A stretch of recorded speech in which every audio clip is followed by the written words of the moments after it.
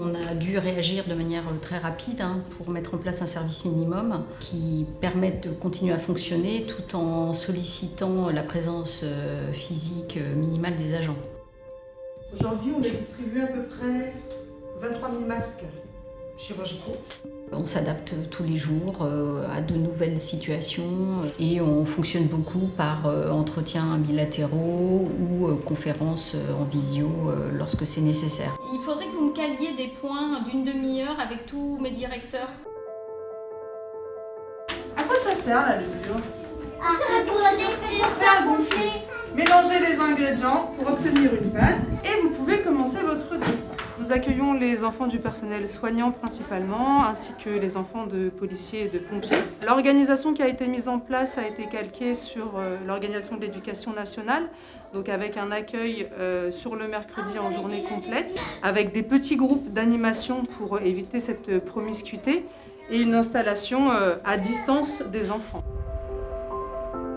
On avait un avantage sur beaucoup d'administrations et sur beaucoup de collectivités lié au fait qu'on avait déjà organisé depuis pas mal de temps le télétravail. Bonjour, je suis chargé du PC de Martine Lefebvre. On a reçu énormément de personnes pour leur fournir des PC. Il y a des services qui ne peuvent pas se permettre d'arrêter de fonctionner. Et le fait de pouvoir travailler chez eux, ça permet de conserver la continuité. Ici, on est quand même distant de plus d'1 mètre. Je sais que les agents préfèrent venir au travail parce que le confinement à domicile, 7 jours sur 7, 24 heures sur 24, c'est un petit peu pesant pour eux.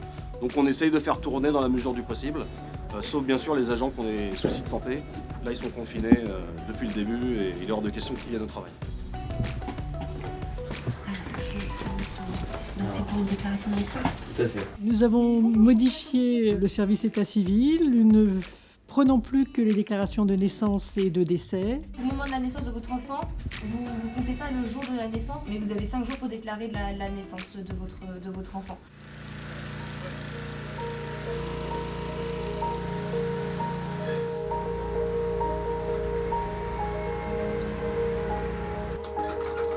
Nos salariés sont équipés de masques et puis des gants, de savon et du gel.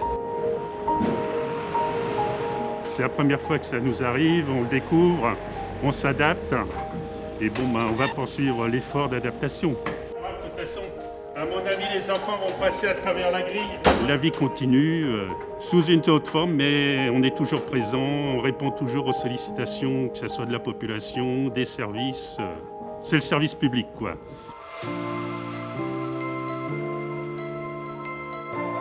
On privilégie beaucoup les consultations téléphoniques. L'appel va être transmis à une infirmière de régulation. On a les infirmières de crèche qui sont venues en renfort au CMM. Donc elles font un premier bilan. Elles posent notamment des questions sur toux, fièvre, problèmes respiratoires. Et ensuite elles font le point avec le médecin. C'est le médecin qui décide s'il rappelle le patient pour simplement faire un point téléphonique ou s'il souhaite voir le patient. Et nous, ça nous permet comme ça de filtrer, d'éviter qu'il y ait trop de monde. On a ouvert une cellule de soutien psychologique qui est ouverte donc à la population générale, aux soignants et aux aidants familiaux. Et puis, on a également une structure qui est rattachée à la prévention, qui est l'espace des parents.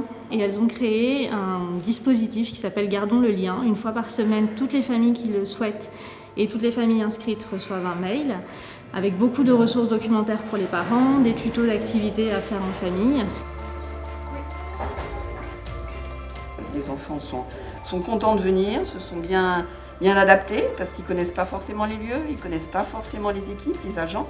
Les équipes, on les sent quand même assez sereines. Les familles, on ne les sent pas inquiètes non plus.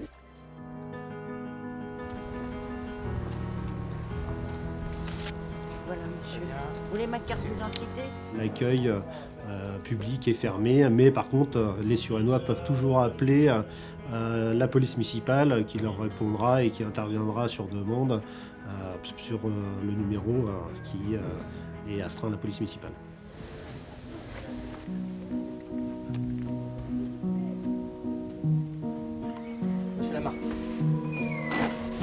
L'appel du CCAS au bénévolat notamment auprès des personnes âgées, m'a fait réfléchir. On leur apporte, au-delà de les aider dans leur quotidien, on leur apporte également une certaine chaleur humaine, un certain partage, et qu'il est important, notamment, de prendre soin de nos aînés.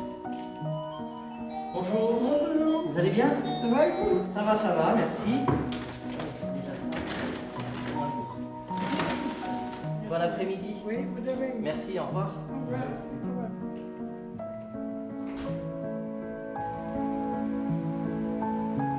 On a des interventions plutôt d'entretien et on a eu pas mal de travaux dans les serres. On avait des micro-modes qui étaient arrivés, donc il a fallu mettre en culture pour le mois de mai au niveau des plantations. Et aussi, on a ici au parc du château une volière, donc il faut continuer à alimenter les oiseaux.